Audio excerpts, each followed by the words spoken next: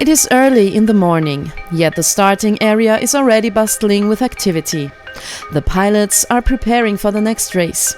There are several different tasks to be completed, which are announced each day shortly before the start.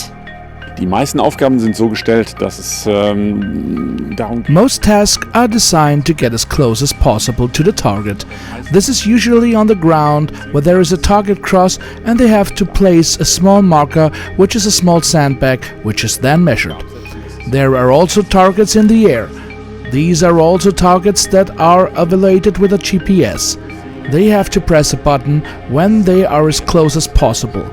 Knopf drücken, wenn sie so nah wie möglich dran sind. Und dann gibt's einige. Then there are some things in the air, such as flying at an angle of covering the largest possible area with 3 points. These are what we call virtual tasks. Virtuelle Aufgaben. The search for the perfect launch site is often quite hectic, especially during morning flights. Well, in the mornings today, it's very tricky because if you look up in the sky, you see winds going different directions. And the task that the director called can allow you to take off wherever you want. And out of the 6 targets that he picked, you have to try to fly to 2 of them. So that's why you see everybody going and finding their individual launch site based upon what their wind data, and then their strategy plays a big thing in it today. We have now released a balloon to determine the wind direction precisely. In the evenings, a lot of times the winds have not calmed down fast enough, so they put all the pilots at a common launch area. That way they can watch the weather conditions and make a decision on whether they have the correct winds for flying in the evening. Plus it puts on a good show for your local people and your sponsors. The tasks are evaluated with extreme precision. Anyone who misses the mark receives penalty points.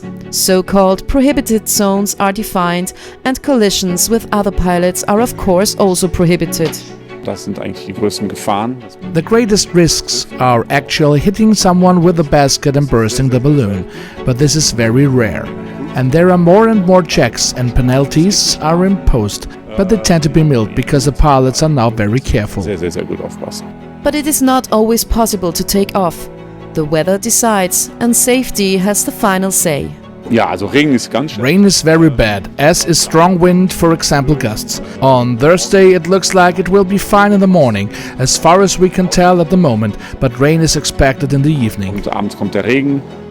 So far, however, the weather has been great and everyone can be satisfied with the trips they have completed. Wir sind schon über. There are already over 20 tasks at the moment, which is of course very good, and many of the good pilots are slowly emerging. Raus.